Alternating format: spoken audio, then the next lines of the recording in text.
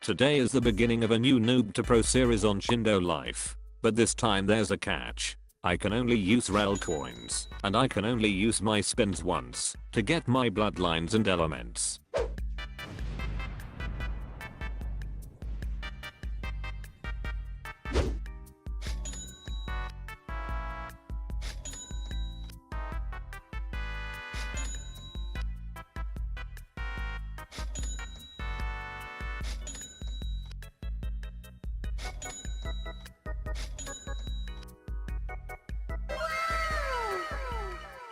Now that I have all the RELL coins from the codes, let's go into the RELL coin shop and see what I can buy. Right now I don't have enough RELL coins to buy something like Jitsuga Black or Code Gaiden. So I think for now I'll choose Tengoku.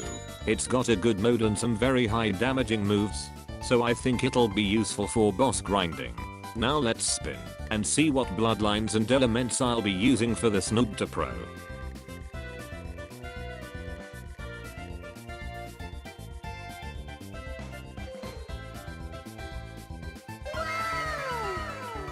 So I somehow managed to get Shiva Ragnar and Satori Akuma. In my only 2 spins I can use for my bloodlines. And for my 2 elements I got wind and water. Which isn't the best, but it'll do. Since Shiva Ragnar and Tengoku are limited bloodlines, I can switch between Tengoku and Shiva Ragnar whenever I want. Which will allow me to use all 3 of my bloodlines without the bloodline bag. Anyway, now that we have everything we need, let's begin the Noob to Pro. My first goal of this series will be getting Tengoku's mode. I unlock it at Tengoku level 400, and with it, I should be able to grind bosses with no problems. So after getting Tengoku's mode I realized it was nowhere near as good as I thought it was. All of Tengoku's abilities take tons of chi, and I'm honestly better off using my other bloodlines. So for now let's get to level 1000, rank up, and figure out what to do from there.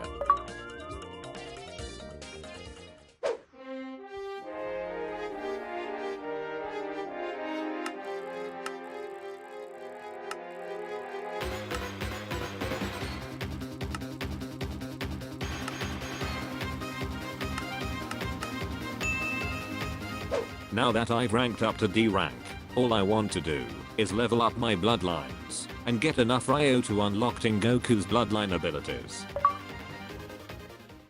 After grinding for a while it's pretty obvious that Tengoku wasn't the right bloodline to buy. I've been switching between using Satori Akuma's mode and using some Shiva Ragnar abilities. But right now grinding bosses has been very annoying. I can't even beat easy bosses like PTS Rain without dying. So I think right now the top priority is to try to get a companion.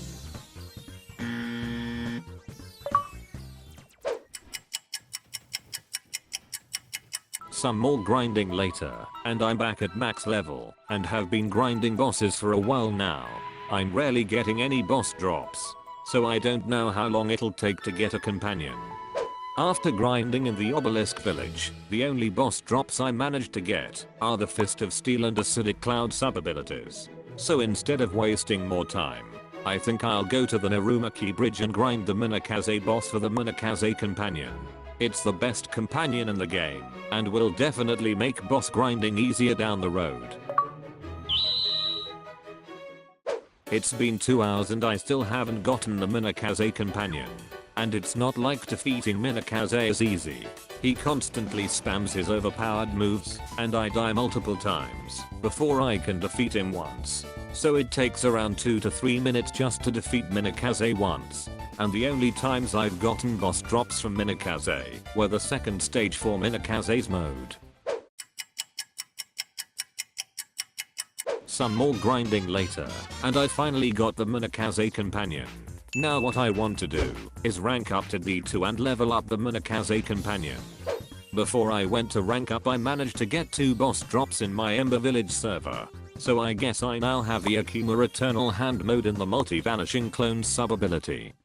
Alright, I'm finally level 1000, but grinding green missions to level up my companion will take too long. So instead I'm going to go into a dungeon to get some quick companion XP. and all it takes is one dungeon run to give enough XP to max out the companion. So let's do that now.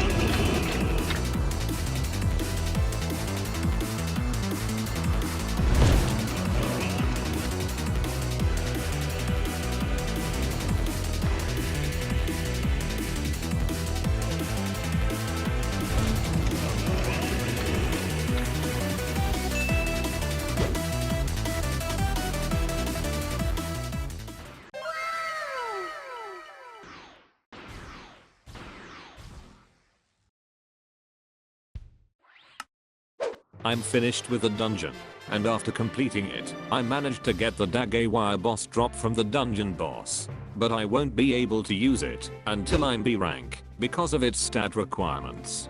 But it's one of the best movement abilities in the game, so I'm happy I won't have to grind for it later. Anyway, now that the dungeon is done, I'm getting tons of XP for my Minakaze companion. The Minakaze companion is now completely maxed out. So let's test out how big of a difference it makes while boss grinding. Before I tested out the max companion, I managed to get into a server with the vanishing clone barrage sub ability. It's not that good, but it's cool to have now. Anyway, let's see how good the Minakaze companion is.